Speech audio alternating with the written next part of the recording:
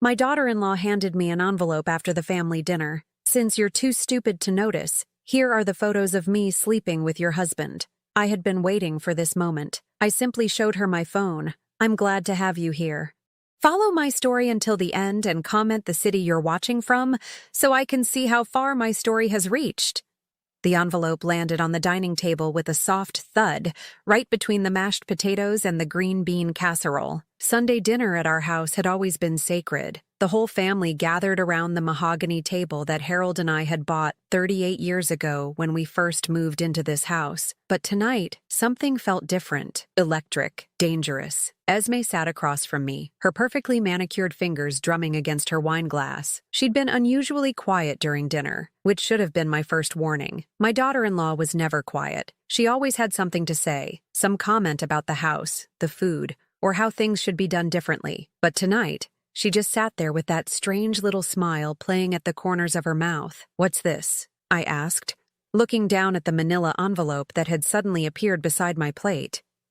"Open it," Esme said, her voice carrying a tone I'd never heard before. Cold. Calculating. "Since you're too stupid to notice what's happening in your own house." My son David looked up from his plate, confusion creasing his brow. "Esme, what are you doing?" Harold shifted uncomfortably in his chair, his fork clattering against his plate. I watched him from the corner of my eye, noting how his face had gone pale, how his hands trembled slightly as he reached for his water glass. "Go ahead, Wanda," Esme continued, leaning back in her chair like she was settling in to watch a show. "Open it. See what your precious husband has been up to while you've been playing the perfect little housewife." The words hit me like ice water, but I kept my expression neutral, curious even. Inside, though, my heart was racing, not from shock, but from anticipation. I'd been waiting for this moment for 3 months, 3 long months of pretending I didn't know, 3 months of smiling at family dinners while my husband and daughter-in-law thought they were so clever. With steady hands, I lifted the envelope's flap and slid out the contents. Photographs, 8x10 glossy prints that captured everything in vivid detail. Harold and Esme in our guest bedroom. Harold and Esme in what looked like a hotel room. Harold and Esme kissing passionately in his car. I let out a small gasp, covering my mouth with my free hand. "Oh my God," I whispered, my voice breaking just the right amount. "Harold, how could you?" David's chair scraped against the hardwood floor as he stood up abruptly. "What the hell is going on here?" Harold finally looked up, his eyes meeting mine across the table. I saw guilt there, yes, but also fear. Good. He should be afraid. "Wanda, I can explain," he started, but Esme cut him off with a laugh. "What's to explain?" she said, taking a sip of wine like she didn't have a care in the world. "Your father and I are in love. Have been for months. And frankly, it's time everyone knew." The silence that followed was deafening. David stared at his wife like he'd never seen her before. Harold looked like he wanted to disappear into the floor. And me? I sat there, photographs scattered in front of me, playing the role of the devastated wife to perfection. "I don't understand," David said, his voice hollow. "Esme, you're my wife. Dad, she's your daughter-in-law. This is sick." Esme shrugged, completely unmoved by her husband's pain. "These things happen, David. Your father makes me feel alive in ways you never could." I watched my son's face crumble, saw the exact moment his heart broke, and felt a familiar rage building in my chest. But I pushed it down. Not yet. I had to wait for the perfect moment. "How long?" I asked, my voice barely above a whisper. 6 months, Esme said with obvious satisfaction. "Maybe longer. Time has a way of blurring when you're truly happy." 6 months. She was lying, of course. I knew it had been closer to 8 months because I'd been tracking their affair almost from the beginning. Harold had never been good at hiding things, the unexplained absences, the new cologne, the way he started working out again at 65. And Esme, well, she thought she was so much smarter than everyone else. "I think I'm going to be sick," I said, standing up slowly. I need some air." "Mom," David started, reaching for me, but I waved him away. "Just give me a minute," I said, walking toward the kitchen on unsteady legs. "I need to process this." But instead of going outside, I stopped just around the corner, where I could still hear everything but they couldn't see me. This was when people revealed their true selves, when they thought the wounded party was out of earshot. "You didn't have to be so cruel," I heard David say, his voice thick with emotion. "Oh, please," Esme replied. "Your mother needed to know. She's been walking around here for months, playing happy families while her husband was falling in love with someone else. I did her a favor." "A favor?" David's voice cracked. "You destroyed my parents' marriage. You destroyed our marriage. Your parents' marriage was already dead," Esme said dismissively. "And as for ours, well, that was never real to begin with." I heard Harold clear his throat. "Esme, maybe we should—" "Should what?" she snapped. "Pretend this never happened?" "Harold, we agreed. It's time to stop hiding.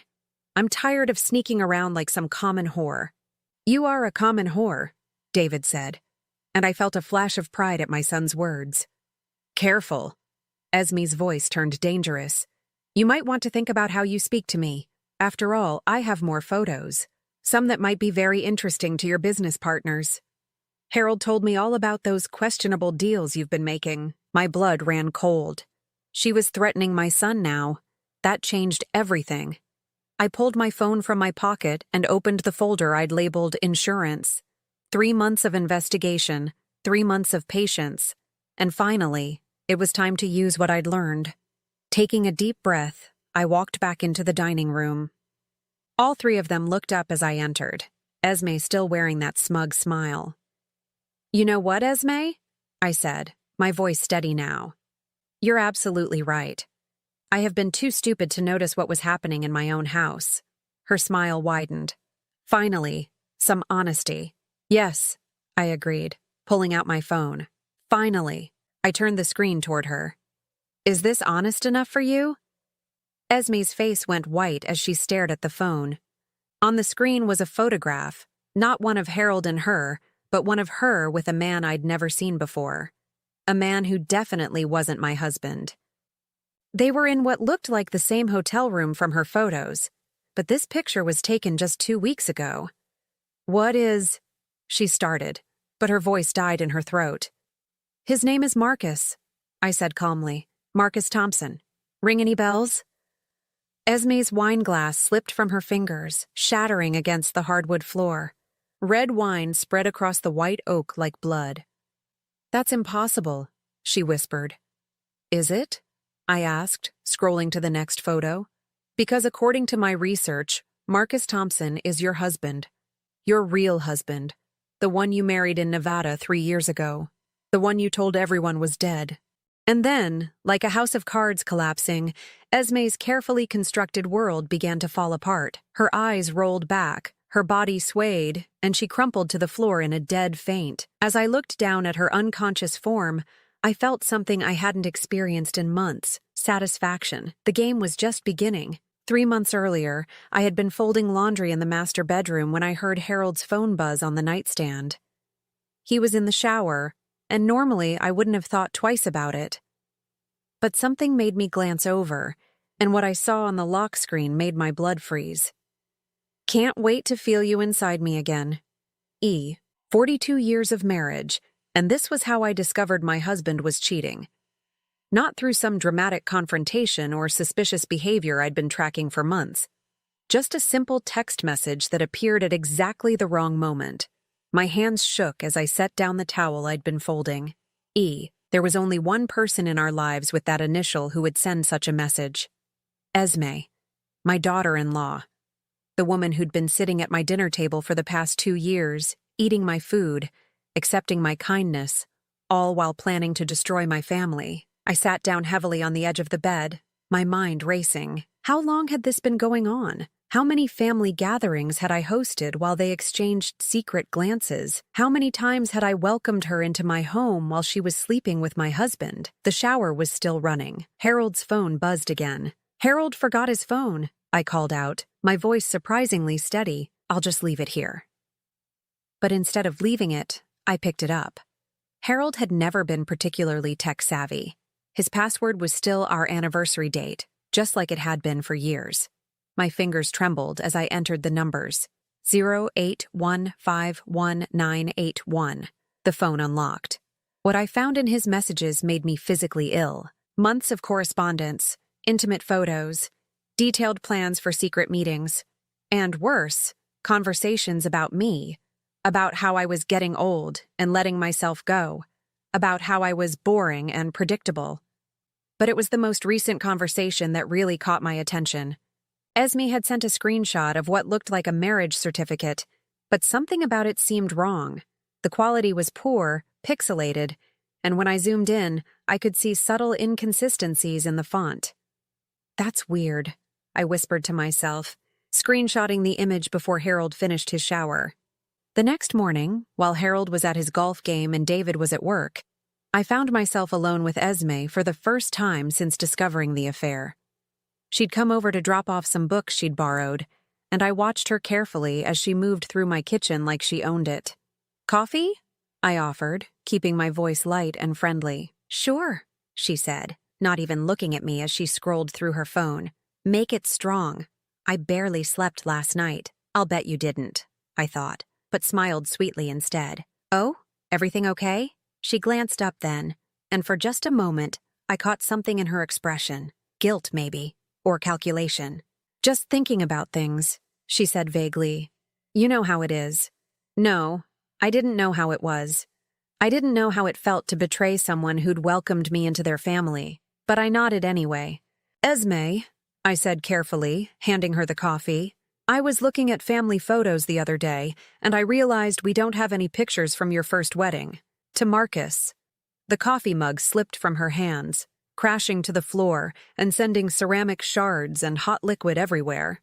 "Shit," she said, jumping back. "Sorry, I'm so clumsy today." But I'd seen her face in that split second before the mug fell. Terror.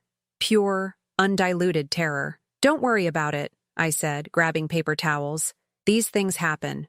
But about those photos. Marcus died in a car accident," she said quickly, crouching down to help clean up the mess. "It's too painful to look at pictures of him." "Of course," I said softly. "I'm so sorry. I didn't mean to bring up painful memories." But as we cleaned up the coffee together, I was already planning my next move. Something about Esme's story had never quite added up. She'd appeared in David's life suddenly, with very little history, and while I'd attributed that to grief over her deceased husband, now I wondered if there might be another explanation. That afternoon, I did something I never thought I would do. I hired a private investigator. James Morrison came highly recommended, and his office was small but professional. He listened patiently as I explained the situation, taking notes in a small leather notebook. "What exactly are you hoping to find, Mrs. Patterson?" he asked when I finished. "The truth," I said simply, "about who Esme really is and whether Marcus Thompson is really dead." It took James 3 weeks to uncover what he called preliminary findings, but when he called me to his office, his expression was grim. "Mrs. Patterson," he said, sliding a folder across his desk, "I think you need to see this." Inside the folder were photographs, documents, and printouts that painted a picture I never could have imagined. Marcus Thompson wasn't dead. He was very much alive and living in Phoenix, Arizona. He was also, according to the official documents James had obtained, still married to Esme.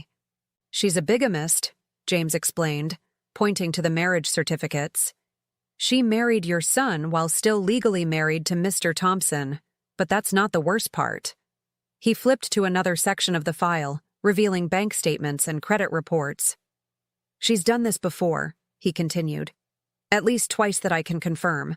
She targets older men, usually married men with money, seduces them, and then disappears with whatever she can take. Mr. Thompson lost his house, his savings, even his business because of her." I stared at the evidence in front of me, feeling sick. "She's a con artist. A very good one," James agreed. "She changes her name, her backstory, even her appearance slightly each time. But she always uses variations of the same identity. Emily, Emma, Esme, and she always claims to be a widow." "What about Harold?" I asked. "My husband. Is he just another Mark?" James hesitated. "I think it started that way. But from what I can tell, she's been planning something bigger with your family. She's been collecting information about your son's business, your financial situation, even your property holdings. My hands clenched into fists. She wasn't just destroying my marriage. She was planning to destroy everything we'd built. There's more, James said quietly. Mr. Thompson has been looking for her. He wants to press charges for theft and fraud. And the other men she's conned, they're all willing to testify if it comes to that. I looked down at the photographs of Marcus Thompson.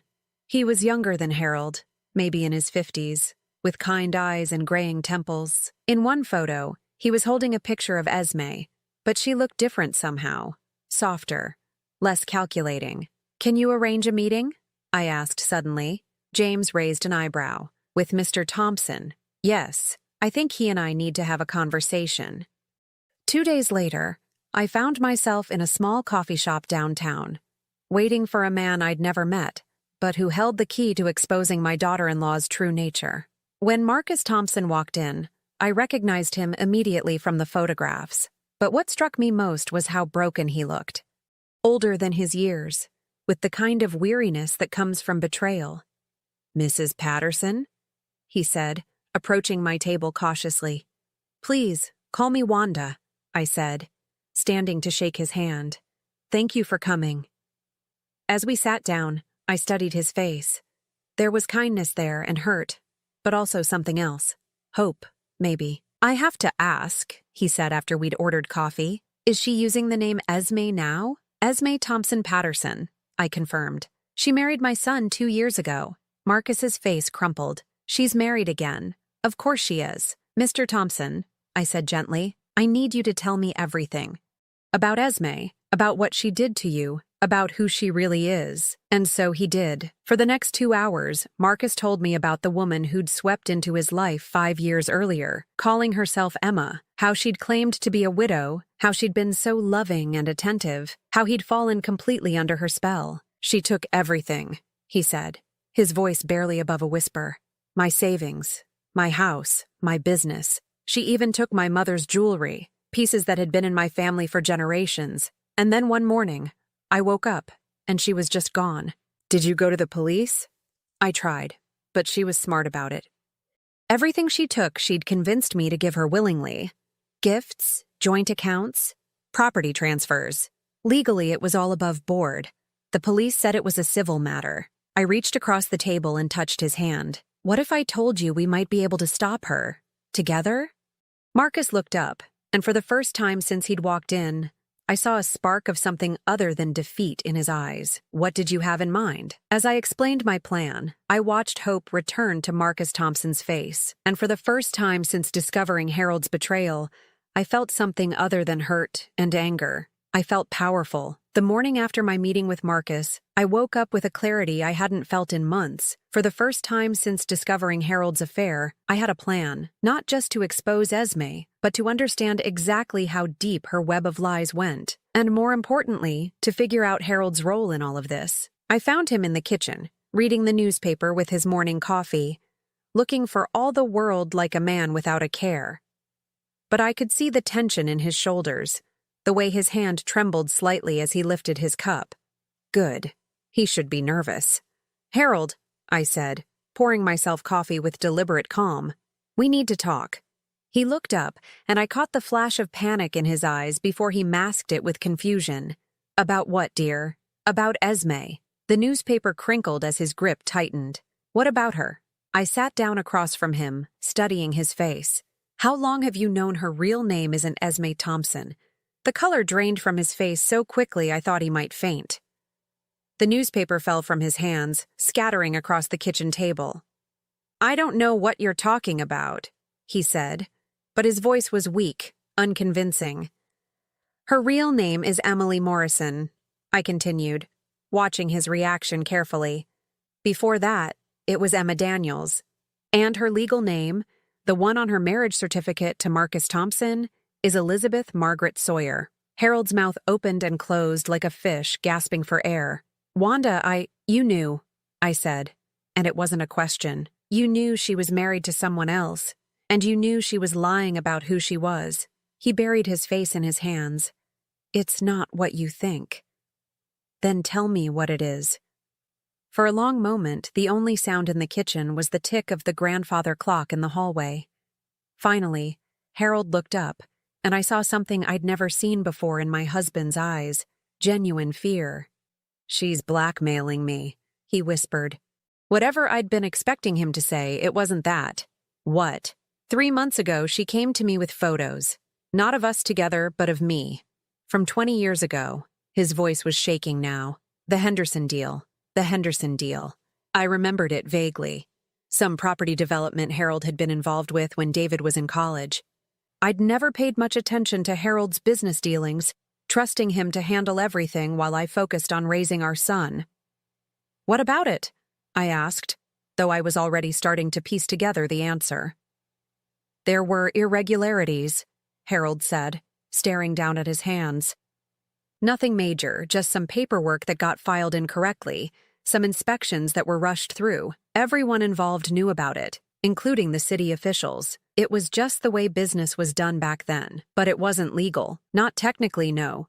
And if someone were to bring it to light now, with all the new oversight regulations, I could face serious charges. Fraud, bribery, maybe even racketeering if they really wanted to make an example of me. I felt like the floor was shifting beneath my feet. "How does Esme know about this?" Harold's laugh was bitter and hollow.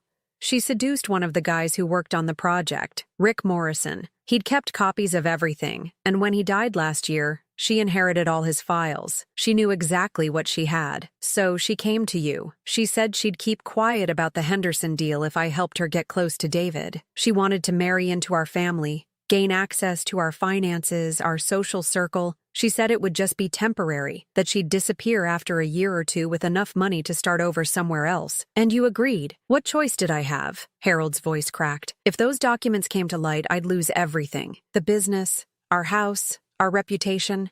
You and David would be destroyed right along with me." I stared at my husband, this man I'd shared my life with for over 4 decades, and realized I didn't know him at all. "So, you sacrificed our son's happiness to save yourself. To save all of us," he protested. "I thought I could control the situation. I thought I could keep her satisfied with small amounts of money, maybe some jewelry. I never intended for things to go this far." "This far meaning sleeping with her?" Harold flinched as if I'd slapped him. "That wasn't part of the original plan. She seduced me, Wanda. She made me feel young again, desirable. I know how pathetic that sounds, but it's the truth." "When did you realize she was planning to take more than just a little money?" "About a month ago. She started asking questions about David's business, about our investments, about the value of the house. And she wanted me to convince David to make her a partner in his company. That's when I knew I was in over my head. I felt a cold rage building in my chest. And you still said nothing. You were going to let her destroy David's life to save your own skin." "I was trying to figure out a way to stop her," Harold said desperately.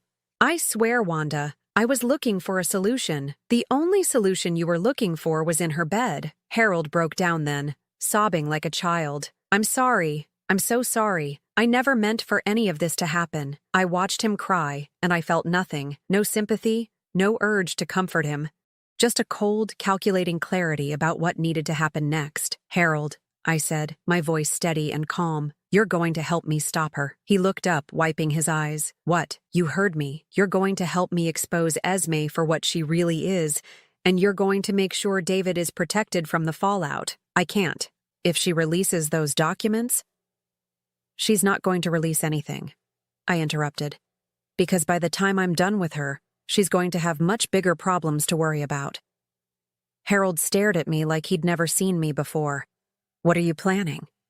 I stood up, dumping my untouched coffee into the sink. "What I should have done the moment I found out about your affair. I'm taking control of this situation. Wanda, please. You don't understand how dangerous she is. She's not just a cheating wife or a gold digger. She's a professional con artist. She's destroyed other families, other men. If I cross her, what?" I turned to face him, and whatever he saw in my expression made him shrink back. "She'll try to destroy me?" "Harold, she's already destroyed me. She's taken my husband, manipulated my son, and turned my family into her personal playground. What exactly do I have left to lose?" "Your freedom," he said quietly. If you do something illegal, I'm not planning to do anything illegal. I'm planning to do something much worse. I'm going to tell the truth. Before Harold could respond, my phone rang. The caller ID showed James Morrison's number. Mrs. Patterson, James said when I answered. I have news about Ms. Sawyer, and I think you're going to want to hear this in person. An hour later, I sat in James's office while he spread a new collection of documents across his desk. Harold had begged to come with me, but I'd refused. This was my fight now, and I was going to handle it my way. What did you find? I asked. More victims, James said grimly. A lot more. I've been in contact with law enforcement in 3 states, and it turns out Ms. Sawyer has been running this same con for almost 10 years. The pattern is always the same. She targets wealthy, older married men, seduces them, then uses a combination of blackmail and manipulation to gain access to their finances. How many men? At least 8 that we can confirm. Possibly more. And the amounts she's stolen are staggering. We're talking about millions of dollars, Mrs. Patterson.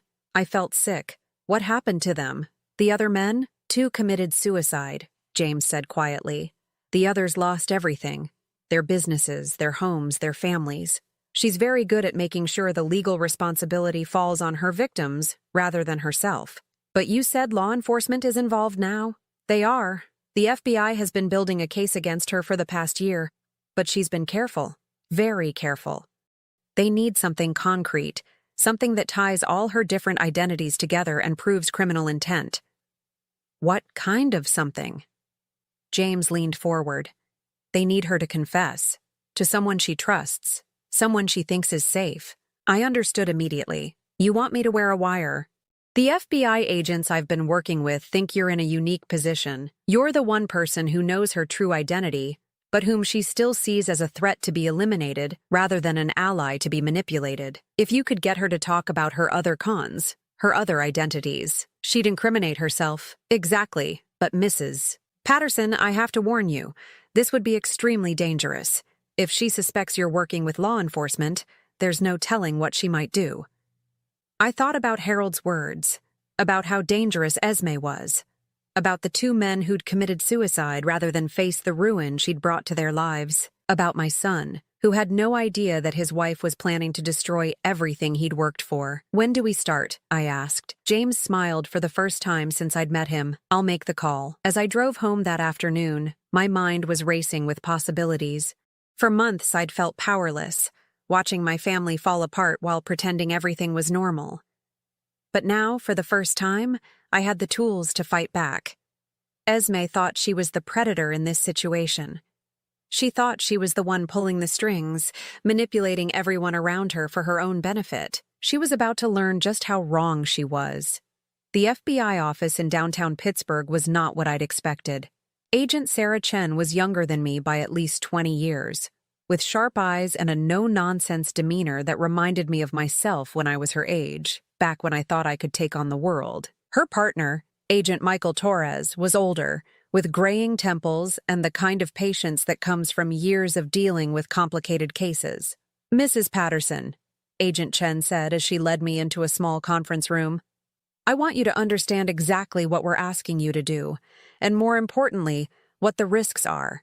I settled into the uncomfortable plastic chair and folded my hands in my lap. I understand the risks. What I want to know is whether this will actually stop her. Agent Torres slid a thick folder across the table. This is everything we have on Elizabeth Sawyer, also known as Emily Morrison, Emma Daniels, and now Esme Thompson. She's been running variations of the same con for almost a decade, and we estimate she's stolen close to $3 million from her victims. I opened the folder and found myself looking at photographs of men I'd never seen before. They all had something in common, though. They looked broken, defeated. Some of the photos appeared to be mugshots. Others looked like they were taken at funerals. These are her victims? I asked. The ones we know about, Agent Chen confirmed. Robert Harrison, age 62, lost his construction business and committed suicide 6 months after she disappeared. Michael Chen, no relation to me, lost his savings and his family. He's currently serving time for embezzlement because she convinced him to steal from his own company to fund her lifestyle. I turned the page and found more photos, more stories of destroyed lives. How is she getting away with this? She's extremely careful about how she operates, Agent Torres explained. She never technically steals anything. Instead, she manipulates her victims into giving her money willingly. Gifts, investments, joint accounts. And she always makes sure they're complicit in some kind of illegal activity, so they can't go to the police without incriminating themselves. Like she's doing with Harold. Exactly. She researches her targets thoroughly before making contact. She knows their weaknesses, their secrets, their vulnerabilities, and she exploits all of them. Agent Chen leaned forward. What makes your situation unique, Mrs. Patterson, is that you discovered her true identity before she completed her con. She's not expecting you to fight back, which gives us an advantage we've never had before. What exactly would I need to do? We'd wire you for sound, Agent Torres said. Nothing visible, just a small recording device. Then you'd need to get her to talk about her other cons, her other identities. If we can get her to confess to just one of the previous thefts, we can arrest her and start building a case that connects all her crimes. How am I supposed to get her to confess? Agent Chen smiled grimly. You use the same tactics she's been using on everyone else. You manipulate her. Over the next hour, they explained their plan in detail. I would confront Esme about her real identity, but instead of threatening to expose her, I would offer to become her partner.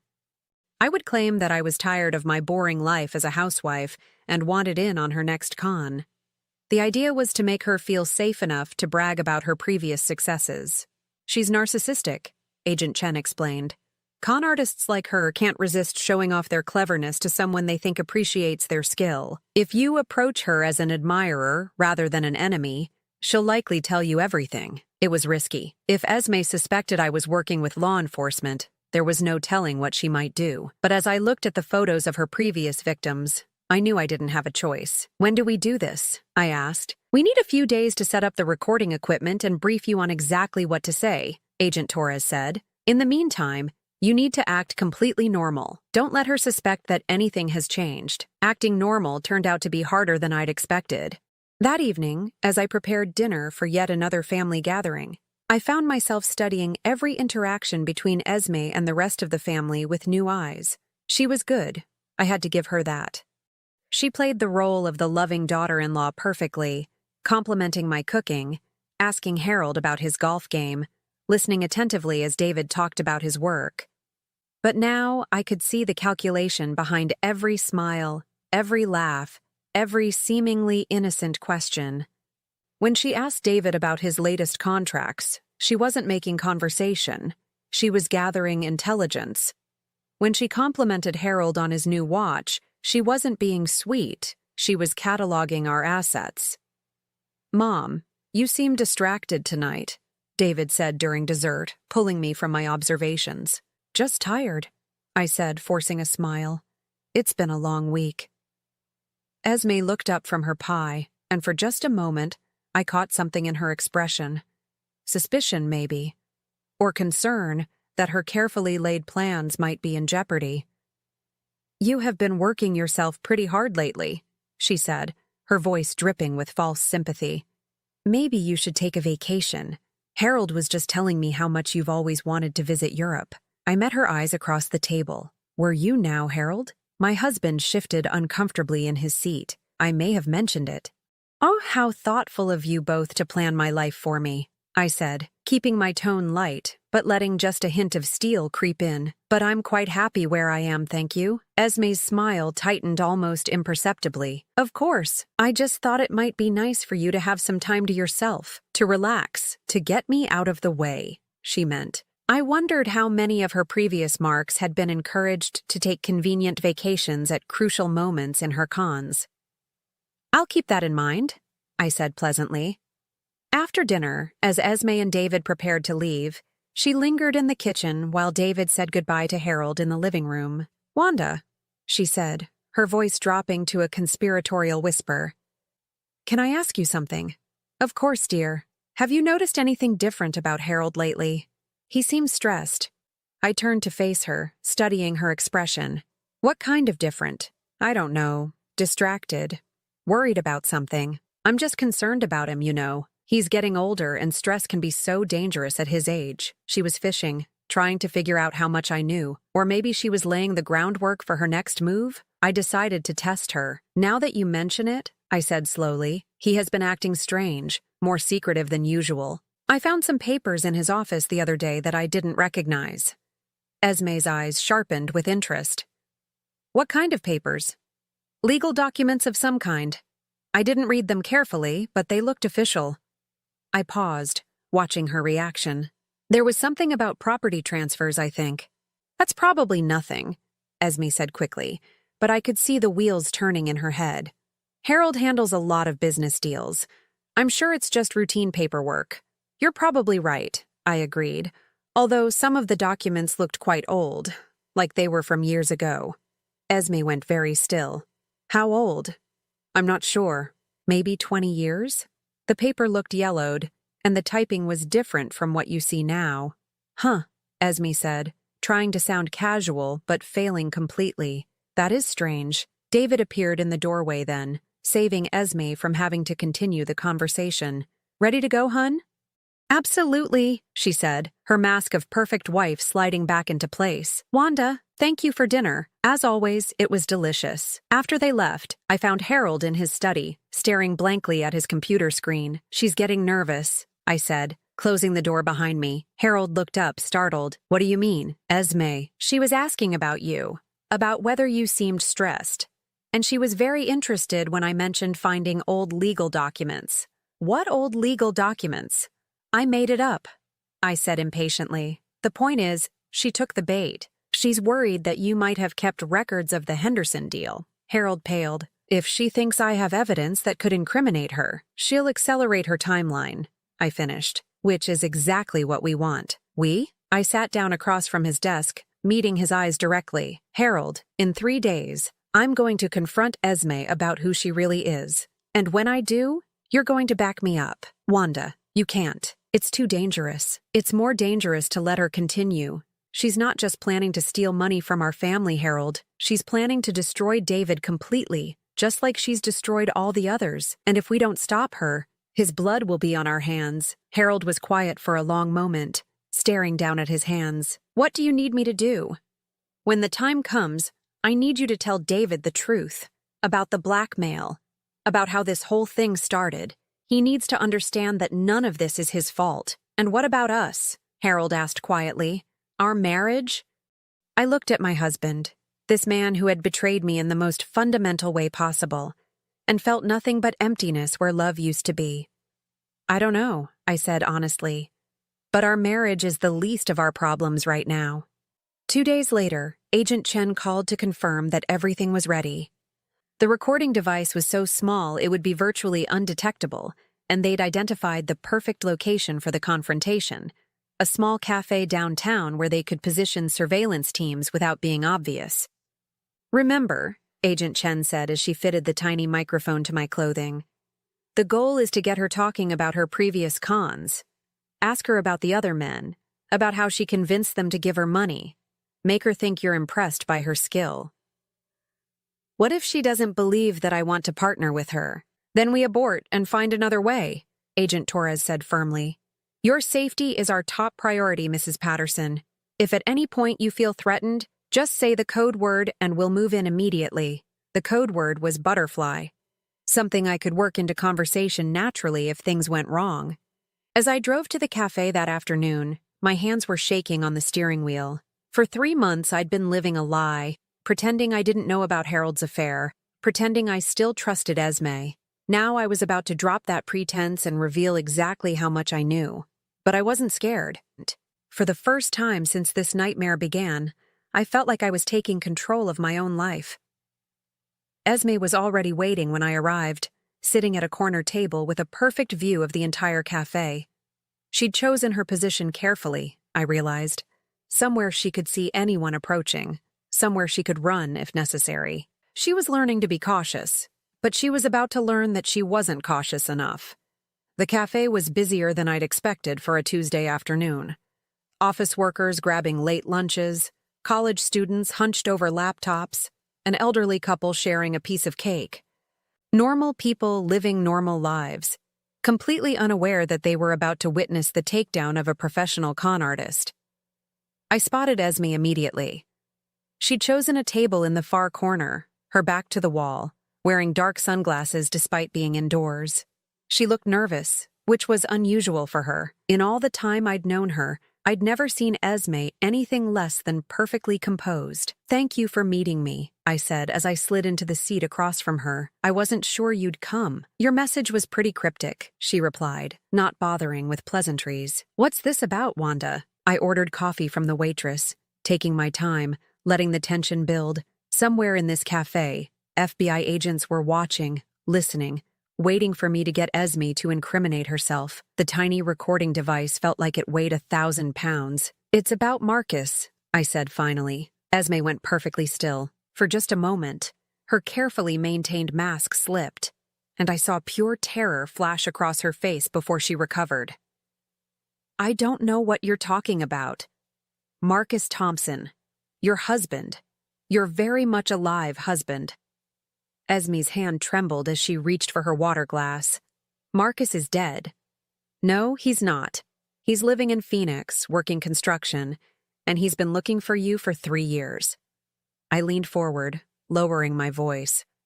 "Elizabeth." The name hit her like a physical blow. She actually flinched, her sunglasses sliding down her nose enough for me to see her eyes. They were the eyes of a cornered animal. "How did you—" she started, then stopped herself. "Find out? It wasn't that hard, once I knew what to look for. You're good, Esme, but you're not perfect. You left traces. Enough for someone who knew where to look." Esme glanced around the cafe and I could see her calculating exit routes, assessing threats. "What do you want?" "To talk. Really talk. No more lies, no more games. I know who you are, what you've done, and what you're planning to do to my family. You don't know anything." I pulled out my phone and scrolled to the photos James had given me. Photos of her other victims, other identities, other cons. I turned the screen toward her. Robert Harrison. Emily Morrison convinced him to embezzle money from his company pension fund. He killed himself rather than face the consequences. I swiped to the next photo. Michael Chen. Emma Daniels got him to liquidate his retirement accounts and his children's college funds. He's currently in prison. With each photo, each name, Esme seemed to shrink further into herself. But I wasn't done. Thomas Wright. Jennifer Daniels. That's a new one, isn't it? Convinced him to mortgage his house to fund her investment opportunities. He lost everything and died of a heart attack 6 months later. "Stop," Esme whispered. "Why? Because it's unpleasant to see the results of your work laid out like this? Because it's easier to pretend these were just business transactions instead of the systematic destruction of human lives?" Esme suddenly straightened, and when she looked at me again, the mask was firmly back in place. "What do you want, Wanda?" "I want in." Whatever she'd been expecting me to say, it wasn't that. "What?" "I want in on whatever you're planning next. I'm tired of being the dutiful wife, the perfect mother-in-law. I'm tired of watching everyone else live interesting lives while I fold laundry and host dinner parties."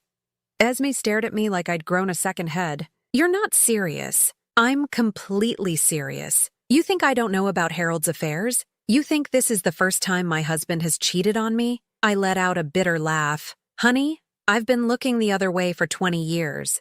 The only difference is that this time, I found someone who might actually be worth my attention." "You're insane." "Am I? Look at what you've accomplished. You've taken millions of dollars from men who thought they were smarter than you. You've lived a dozen different lives, been whoever you wanted to be. That's not insane. That's brilliant."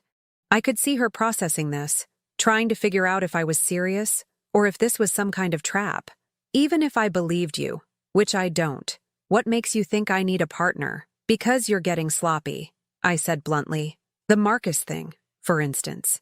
You should have made sure he was actually dead before claiming to be a widow. And this whole business with Harold and the blackmail, that's messy, unnecessarily complicated." Esme's eyes sharpened. "How do you know about the blackmail? Please, did you really think Harold could keep a secret like that? He told me everything. The Henderson deal, your threats, all of it." I leaned back in my chair. "But here's what I don't understand. Why go through all that trouble when there are easier ways to get what you want?" "Such as?" "Harold's not the one with the real money in this family." I am. That got her attention. What do you mean? My father left me a trust fund that Harold doesn't even know about. $3.2 million, sitting in an account that only I can access. Harold thinks we live off his income, but the truth is, I've been subsidizing our lifestyle for years. I was lying, of course. There was no trust fund. But I needed her to believe that I had access to serious money. Money that would make her current con look like pocket change. Why are you telling me this? Because I want out of this life, and you're going to help me do it. We take the money and disappear. Start fresh somewhere else. Maybe work together on bigger cons. Think about it. A grieving widow and her helpful friend, both starting over after tragedy. We could target country clubs, charity organizations, retirement communities, rich old men with more money than sense. For the first time since I'd sat down, Esme looked genuinely interested. You're really serious about this. Dead serious. But I need to know I'm partnering with someone who knows what she's doing. Tell me about the others. How did you convince them to give you their money? And just like that, the floodgates opened. Robert was easy, she said, her voice taking on the tone of someone discussing a particularly successful recipe. He was lonely, recently divorced, looking for someone to make him feel young again. I played the struggling widow, needing help with my late husband's debts. He was so eager to be my hero. How much did you get from him? 400,000. Would have been more, but he started getting suspicious when his accountant asked questions. That's when I knew it was time to disappear. And Michael Chen? He was trickier, married, kids, but he had a gambling problem his wife didn't know about. I convinced him that I had insider information on some investments, that we could make enough money to cover his debts and set up his family for life. He was so desperate to believe it was possible. She was warming to the subject now, pride evident in her voice as she described each con in detail. The recording device was getting everything: names, amounts, methods, enough to connect her to crimes across multiple states. What about Thomas Wright? I prompted. Thomas was probably my best work, she said with obvious satisfaction. I spent 6 months gaining his trust, learning about his finances, his family, his weaknesses. He thought he was investing in a real estate development company. Really, the money was just going into offshore accounts I'd set up. How did you get him to trust you with so much money? I started small, a few thousand here and there, always with impressive returns. I made sure he thought he was getting rich. By the time I asked for the big investment, he was so convinced of my brilliance that he mortgaged his house without question. And then you disappeared. And then I became someone else, she corrected. That's the beauty of it, Wanda. When you're done with one life, you just start another. What about Marcus? How does he fit into all this? Esme's expression darkened. Marcus was supposed to be different. He was my exit strategy, the man I was going to settle down with when I was ready to retire. But he started asking too many questions, wanting to know about my past, my family. I realized he was getting too close to figuring out who I really was. So you faked your own death. Car accident. I had help from someone who owed me a favor. Falsified police reports, planted evidence. As far as the official record shows, Elizabeth Sawyer died in a lake in Montana 3 years ago. But Marcus never believed it. Marcus is an idiot, she said dismissively. He hired private investigators, posted on social media, even had missing person flyers printed. He made it much harder for me to move on to my next target, which was Harold, which was your family, she corrected. Harold was just the easiest point of entry. But the real prize is David's business. He's built something substantial, and he trusts people too easily. With the right manipulation, I could have convinced him to make me a partner, maybe even leave me the company in his will. And what about me? What was I supposed to be in all this? Esme smiled, and it was like looking at a snake. You were supposed to be the grieving widow. After Harold's tragic heart attack, of course. The words hit me like ice water. You were planning to kill Harold. Not kill. Help along. Harold's blood pressure medication is very easy to replace with something that looks identical but has very different effects. A man his age, under that kind of stress. These things happen. My hands clenched into fists under the table. She wasn't just a con artist, she was planning murder. And David would have inherited everything, with his loving stepmother there to help him through his grief. It would have taken a few years, but eventually I would have had access to everything your family built. I forced myself to stay calm, to keep playing the role. That's actually brilliant. Thank you. I thought so. But there's just one problem with your plan, I said, reaching for my phone. What's that? I scrolled to the photo that had started this whole conversation. Marcus Thompson, very much alive, holding a recent newspaper. You made one crucial mistake. Esme looked at the photo, and I watched all the color drain from her face. That's impossible. Marcus isn't dead, Elizabeth, and neither are Robert Harrison's children, or Michael Chen's wife, or Thomas Wright's brother. They've all been looking for you, and now they've found you. The cafe door opened, and Agent Chen walked in, followed by Agent Torres and two other men in suits. Esme's head snapped toward them, and I saw the exact moment she realized what was happening. You bitch, she hissed, starting to stand. I wouldn't, I said calmly. There are agents at every exit. Esme sank back into her chair, her breathing rapid and shallow. You're wearing a wire. I am. And you just confessed to enough crimes to put you away for the rest of your life. Agent Chen approached our table, her badge visible. Elizabeth Margaret Sawyer, you're under arrest for fraud, theft, identity theft, and conspiracy to commit murder. As they read her rights, Esme stared at me with pure hatred. This isn't over. Yes, I said, standing up as they cuffed her. It is. But even as I watched them lead her away, I knew the hard part was just beginning. I still had to face Harold, still had to tell David the truth about his wife, still had to figure out what was left of my own life after everything that had happened. The game was over, but the real work of rebuilding was just about to start. 6 months after Esme's arrest, I stood in the kitchen of my new apartment, watching the sunrise paint the sky in shades of pink and gold. The space was smaller than the house Harold and I had shared, but it was mine. Every piece of furniture, every photograph, every coffee mug, chosen by me, for me. The divorce had been finalized 3 weeks ago. Harold had tried to fight it at first, begging me to consider counseling, promising he'd changed, swearing that what happened with Esme was an aberration that would never happen again. But I was done with his promises, done with his excuses, done with a marriage that had been built on my willingness to look the other way while he did whatever he pleased. My phone buzzed on the counter. A text from David. Coffee this afternoon? I have news. I smiled, typing back. My place or yours? Yours. I like what you've done with it. My relationship with my son had been the one bright spot in this whole nightmare. When the truth about Esme came out, not just her real identity, but her plans for his father and his business, David had been devastated. But instead of blaming me for keeping secrets, he'd thanked me for protecting him. I should have seen it, he'd said during one of our long conversations in the weeks following Esme's arrest. There were signs, things that didn't add up, but I wanted to believe I'd found someone who loved me. That's not a character flaw, sweetheart, I'd told him. That's being human. She was very good at what she did. Now 6 months later, David was healing. He'd thrown himself into his work, expanded his business, even started dating again. Carefully, but with hope. He was stronger than I'd given him credit for. The doorbell rang at exactly 2 o'clock. David stood on my doorstep with a bouquet of sunflowers and a grin that reminded me of the little boy he'd once been. You look happy, he said, kissing my cheek as he handed me the flowers. I am happy, I realized, surprised by how true that statement was. Really, genuinely happy. We settled on my small balcony with coffee and the blueberry scones I'd learned to make in the cooking class I'd joined last month. Another